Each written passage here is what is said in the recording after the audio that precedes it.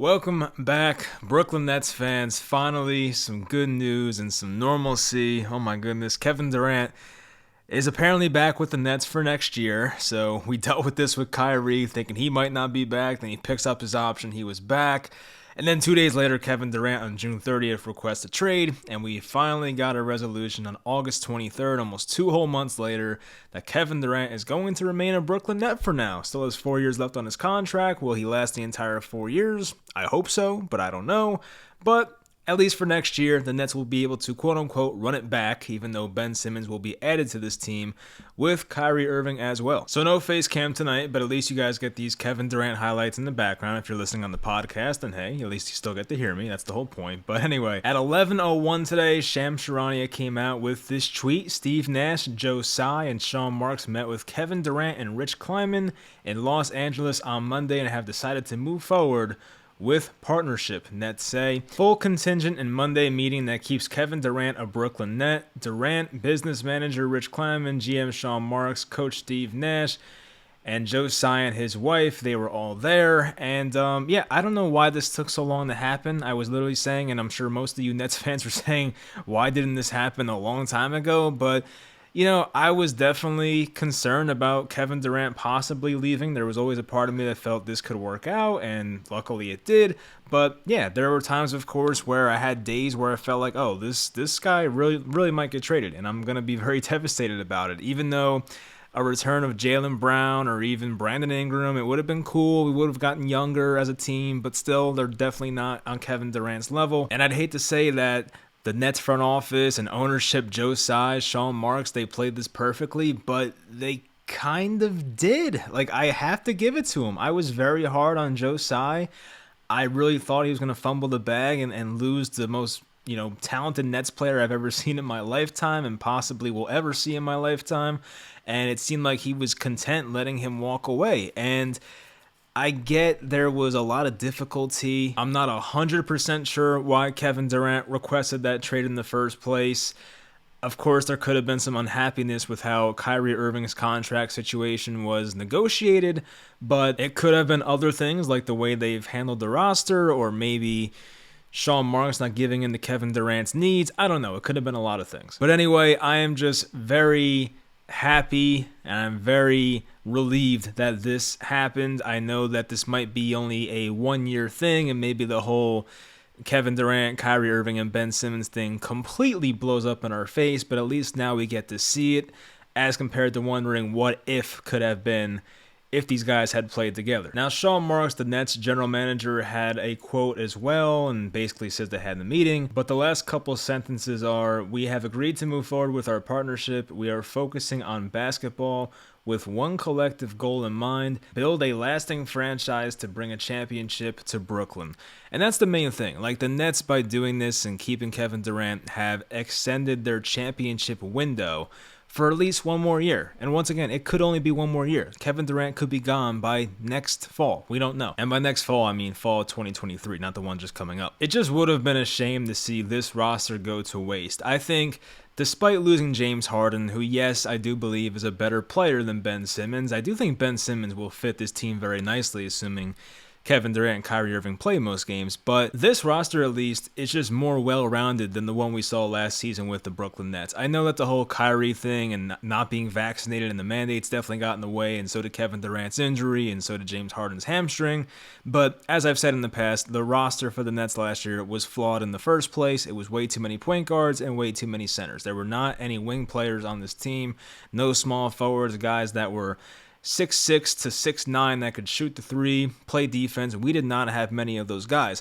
But now they have added at least 2 of those guys. Royce O'Neal, who is a proven good defender in this league, plenty of playoff experience with the Utah Jazz, and TJ Warren, who definitely can score the basketball in his own right and is a decent defender. Now, TJ Warren staying healthy is a completely different subject and topic, but still, TJ Warren on paper is still a good player, and this Nets roster on paper is still a good roster. Now, I did see the championship odds. They have 3 teams from the East that are the favorites to win the finals right now. I forgot what betting site it was, but they had the Boston Celtics and the Milwaukee Bucks ahead of the Nets. And look, I don't want to be a homer. I try not to be that way as a fan. I agree with that. I think right now, if I had to do like a power rankings type thing for the Eastern Conference or even the entire NBA, I would still put the Milwaukee Bucks and the Boston Celtics over the Brooklyn Nets. Now, can you make an argument that this Nets team might be the best team in the NBA? Sure, but that is assuming that Ben Simmons and Kyrie Irving are playing very well and are reliable and are at least being on the floor together. Like, we don't know that right now. The Nets roster looks very good on paper. It probably looks very good on NBA 2K, which I don't play anymore, but you get the point. We have to see it. Even Joe Harris coming back from ankle surgery, we have to see that he can shoot in the mid-40s percentage-wise from downtown and still be a decent defender and finish at the rim like the Joe Harris that we know from the past. Now, back to the Kevin Durant thing. I mean, look, the Nets did play a dangerous game here, but they did ultimately have most of the leverage. They had him under contract for 4 more years, a contract that has not started yet. And due to this whole Rose Rule thing and the Nets not being able to have 2 guys coming off rookie contracts that are on max extensions and already having Ben Simmons who fits that mold on the roster, it was going to be hard for the Nets to get a young star in return for Kevin Durant. So these trades for potential guys like Bam Adebayo, or let's just say Devin Booker, guys that are on their first extension, and even Donovan Mitchell fits that mold as well, it was impossible for the Nets to get those type of guys if Ben Simmons was still on the roster, and the Nets do like Ben Simmons as it seems. So it's a mixture of that. It could be a mixture of the Nets asking for too much, and it could be a mixture of the Nets ultimately never wanted to trade Kevin Durant. The Nets never came out and said, we want to trade you, Kevin Durant.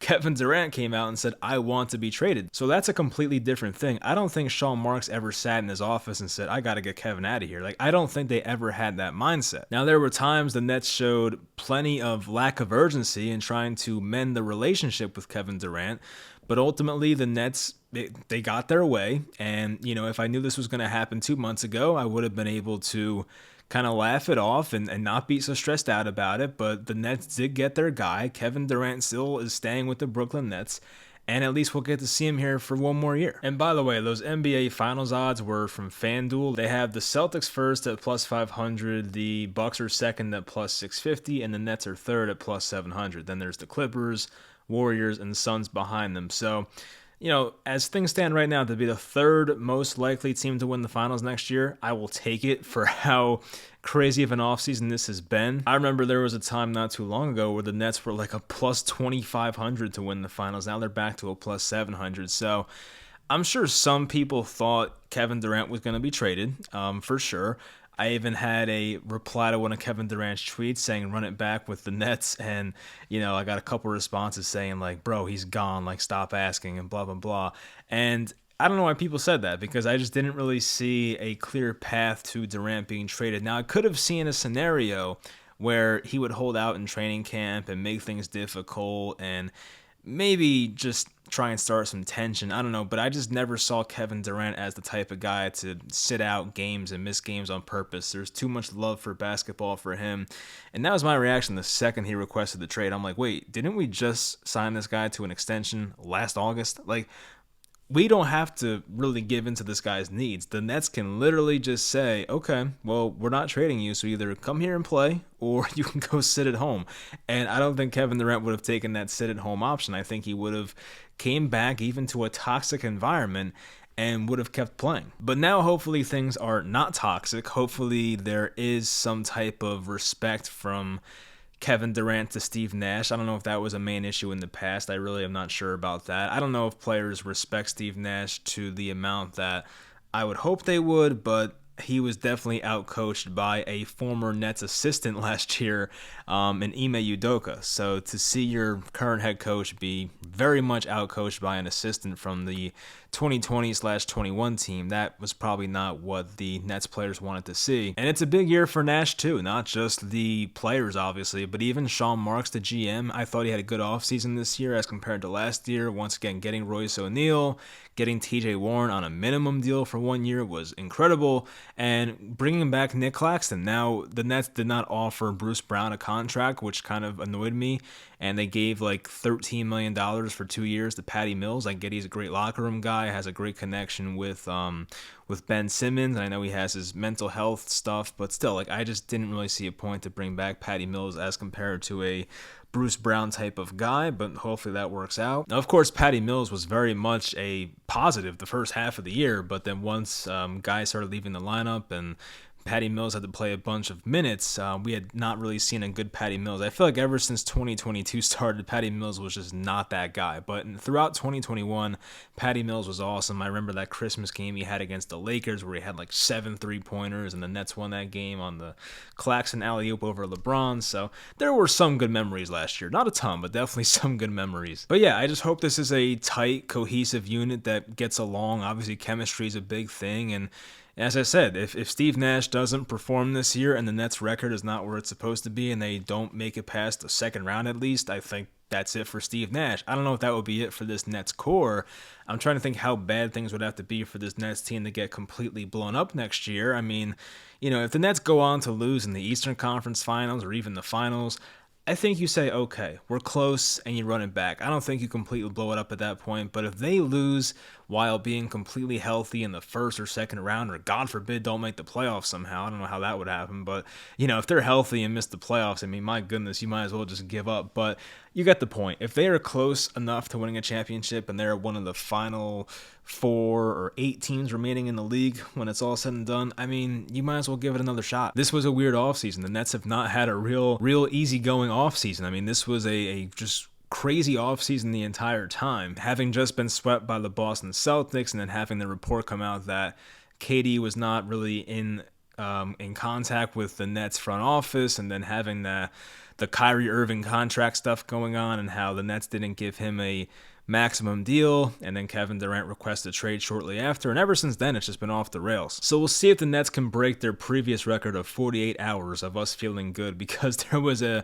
2-day span when between the time when Kyrie picked up his player option and between the time Kevin Durant requested his trade. I think Kyrie picked up his player option, I guess that was June 28th. That was like a Monday afternoon. And then by Wednesday around 2 o'clock, Kevin Durant had requested the trade. So we didn't even have 2 full days of feeling good as Nets fans. Hopefully this time around, we can feel good for an extended period of time until something else, inevitably happens that's not good for this team. And look, maybe it's a crappy attitude, but I have been a Nets fan since, my goodness, I don't know, 2005, 2006. Something always goes wrong with this team, and I will continue to feel that way until something gets proven otherwise. All I know is that this team has a good enough roster to win a championship, and without Kevin Durant, they did not have a good enough team to win a championship. Now, as I said, they would have been fun if they pulled off a Kevin Durant for Grant Williams and Jaylen Brown and Peyton Pritchard and some other guy. Like, they would have been still a competitive team, but that would be for like the 5th or 6th or 7th seed. Like, they don't have a championship ceiling if that type of trade was made. Now they still have a championship ceiling if Kevin Durant plays the way he did last year when he was healthy, which was an MVP level. If Kyrie Irving stays healthy, he had so many games last year, Kyrie, where he took over. We remember the 60-point game versus the Magic. Kyrie probably had a handful of 40-plus games last year. He had 50-something in one game last year. And honestly, Ben Simmons. Ben Simmons is somebody I am super excited to see how he fits into this team. And I don't know, for some reason I feel very good about Ben Simmons. I could be very wrong about that. Of course, his back can flare up, and he's been pretty unreliable, of course, but I don't know. I just think Ben Simmons is super motivated. He got his money from the Sixers for not playing the first half of last year.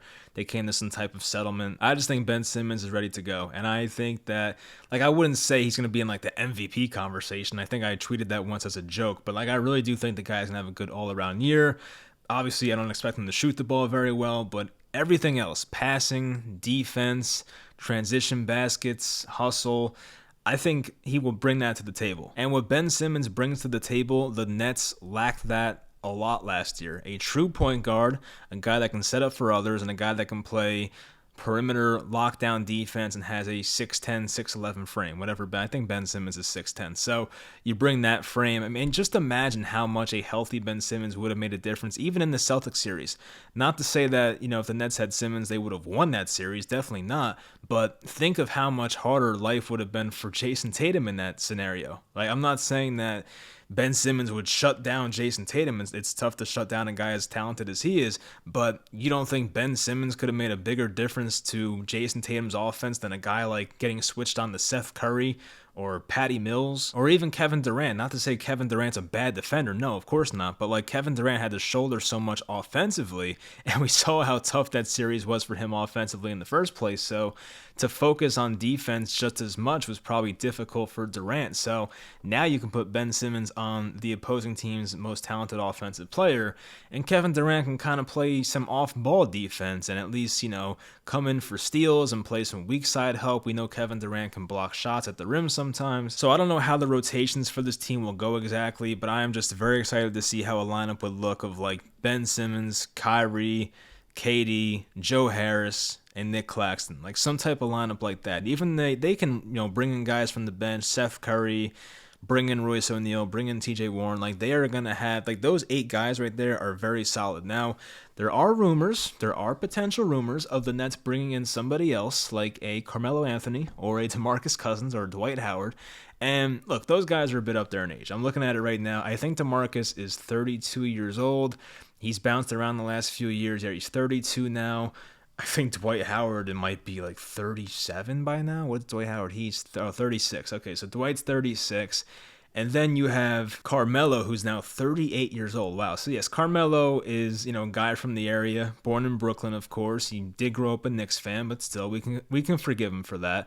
The Nets, of course, were in that melodrama over a decade ago when he was acquired by the Knicks in the first place. So if we finally got Melo 12 years later, that'd be kind of funny. But Carmelo, I'll give him credit. Like, he definitely understands his role now. I feel like ever since he's been on the Blazers, he's had a very good understanding of where he's at in his career.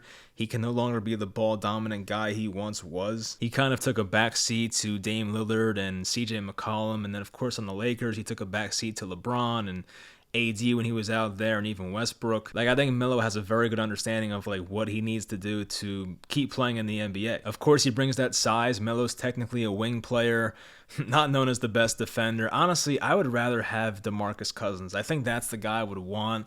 At least Cousins has some ability to stretch the floor. He's not a guy you want shooting 4 or 5 threes a game, but at least Cousins will get respected from deep. Like guys like Nick Claxton, any team will let that guy shoot from downtown. But at least with Cousins, you kind of have to keep him honest at times. And Cousins has that attitude, that bully ball mentality. He's not afraid to get into it with, opponents and things like that.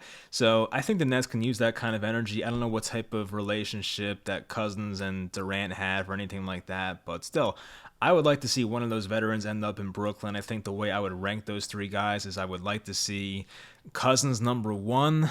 I think my number 2 would probably be Dwight, because I think center's more important. I think having Royce O'Neal and having TJ Warren, like they don't need a wing player as bad as a center, because their backup center right now is Daron Sharp. And Daron Sharp had some moments last year back in January. He had some moments in Summer League this year, but I just don't want to go into this season once again as one of the top 5 finals contenders having to rely on Daron Sharp to be the backup center. And Nick Claxton, I love the guy, but he has never stayed healthy throughout an entire season. I think Nick Claxton's highest games played in a season was like 46, and that was last year. He is trending in the right direction, I will say that, but we have yet to see a full season out of Nick Claxton. Still very young. He's on a bigger contract now, so hopefully he's out there, but Nick Claxton, I would definitely feel more comfortable if we had a good backup behind him. So if Claxton went down, no, you don't want Dwight Howard or Boogie Cousins playing 30-plus minutes at their age, but still, it's better than nothing. So we'll see what they do with that center position or potentially getting Carmelo, but I don't know. I just would like to see somebody else added there and hopefully get a veteran in here. I don't see the Blake Griffin thing happening. I think that relationship's over. I think the LaMarcus Aldridge thing is done. Obviously, he was kind of washed in the second half of last year. But anyway, I feel good. I was so happy to see that news today. I'm excited to run it back, and I don't know what's going to happen, but at least now, as I said, there is a chance that this team can compete for a championship. I'm definitely going to enjoy every moment of next year, and last year was it just felt like a 1 in a million type season in a negative way. Like, there were so many things that went wrong last year, from a vaccine mandate. When have you ever heard that in sports? I mean, that was just like the craziest thing of all time.